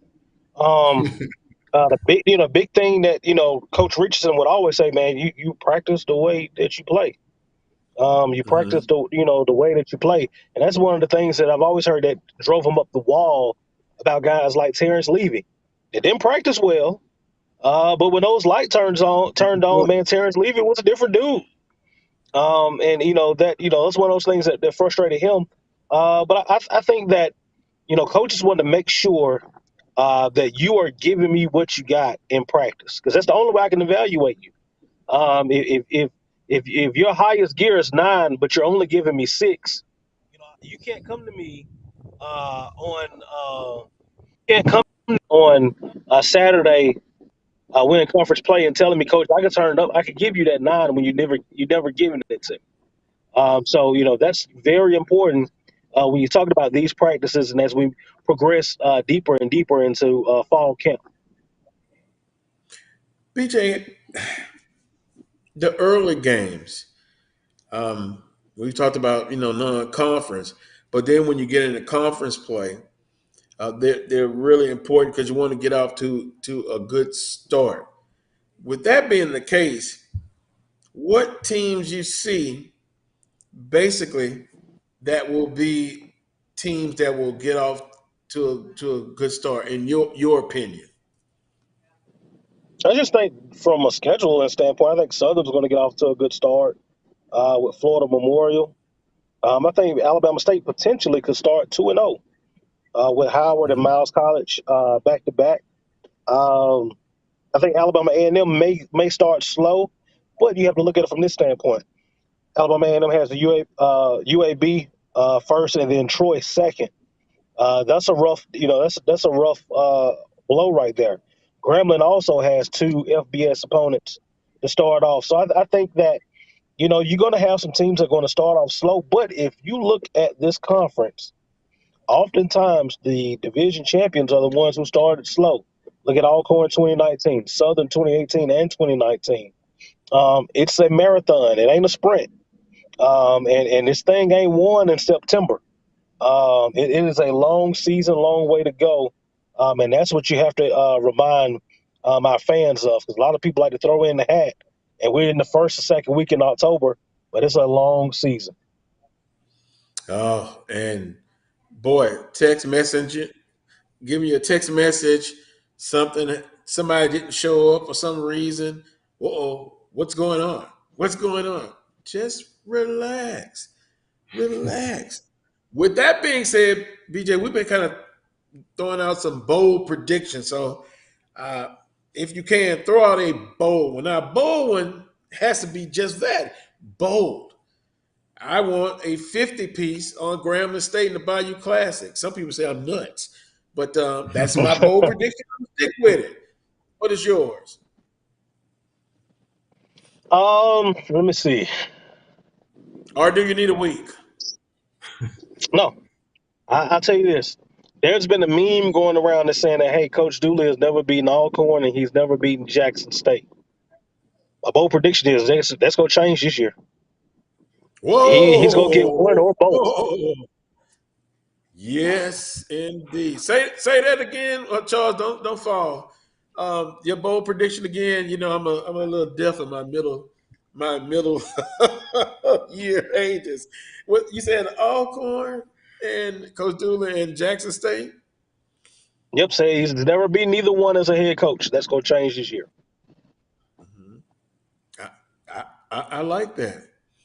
I like that. And some people have said bold statement, FAMU, Jackson State and FAMU, that 2-game stretch. And coaches gonna always say, look, win the week, one game at a time, right? But I've gotten one bold prediction, FAMU and Jackson State. Wow. At least I didn't see anybody say Southern 11-0, 12-0. But BJ, that was a good bold prediction. I got another one. For all the receivers that we talked about at Jackson State. I think C.J. Bowler of Alcorn State. If you watch football, you know about him. But I think he's a guy that's not talked about. I think C.J. Bowler may be primed to have a special season. And I think with his talent and his ability, and you watch the way he plays a game of football, I think that this could springboard him into a guy that will be playing on Sundays next year around about this time, trying to earn a job in the NFL. I think that guy's that talented. Wow. BJ, you're rolling with the bold. I'm going to read one. Theo Quest Major, bold prediction. J-State will lose to both its biggest rivals this year, the Braves of Alcorn and the mighty Jaguars of Southern University. Wow, that is a bold one. Of course, I'll get the emails about the bold predictions, but that's all right. That's what they are, bold predictions. Well, BJ, appreciate the opportunity to talk with you again. We'll talk a lot more. Football season is here. So unless the contract is not signed and delivered back, year 3, or is it year 2? Here on the Carlos Brown Show, the football analyst. But I know man, BJ. we go back further. We go back further than that, Carlos. We going back to, let me see, 2018, 2019. It's like year 4. Wow. What did I say? 3? Another middle-aged moment. Well, year 4 coming up. Charles, closing statement. Man, those are some bold predictions there, BJ. You really went out on a limb for those two. Man, that's and I didn't know what Dooley's record was against Alcorn either. I was trying to look it up in between breaks, but that's some pretty bold stuff. Yeah, I'm gonna call out Mike Jones. He brought it up. It's a smarty pants, Mike Jones. He's a Alcorn Brave alum, but I appreciate Mike. He's a good dude. Matter of fact, he's a great photographer, outstanding. And one day, hopefully, he'll grace to take a picture of me, maybe me and BJ and Charles doing the show on location. But he's an outstanding photographer. But Mike, that was a little dig there. I remember that. I'm calling you out. Carlos, do you still need security when you go to Lorman? Not really, but Jackson, I'll need it, and then it's my birthday that Saturday and the weekend. Neely says he's got me taken care of, but he's not going to guarantee a win. He says, BJ, I got Carlos covered in Lorman. Trust me, they're not going to touch Carlos because I'm going to make sure he gets in and off safe and sound. Yeah, and the security is important. It really is, but it's fun though. Going to the different stadiums and talking with the different fans and stuff, and then it's always great when you meet them for the first time and they may recognize you or your voice, and they talk with you. And hey, if you agree with me, fine. Disagree, that's fine too, because a lot of people have great ideas, and you can't pull the wool over people. You can't. they know you. So, and opinions are opinions, and facts are facts. Well, BJ, continue to be safe and blessed, and we'll talk again. I guess we'll talk again next Saturday. Yes, sir. Looking forward to it. Football. Take care, my man. All right, man. You have a good one. All right, you too. Well, we're going to wrap up this week's edition of the Carlos Brown Show. I want to thank, of course, Charles Edmond for joining me, also Kyle Mosley, and also Brandon B.J. Jones. Charles, you have 30 seconds. Closing comments, sir. I'm ready for some football, man. I am ready, and it's going to be an interesting week coming up. Schools are going to be starting as well. You got to factor that in terms of rounding out your roster and practice and time management. So this is going to be an interesting week coming up for SWAC teams as schools getting ready to start as well. I'm going to agree. I'm going to also add, continue to be safe out here in this world. A lot of things are going on, and sometimes you just have to sit back and reflect. A lot of viruses still out there. I understand people are tired of having to be careful, but continue to be careful. It is important. And also, I'll say this: show love to the students, whether it's from the elementary, high school. A lot of schools are going back into session here in East Baton Rouge Parish. They started last Monday, so 1 week down, many more to go. But the young scholars They need that love, not only in school, but after school. Be involved. Really be involved.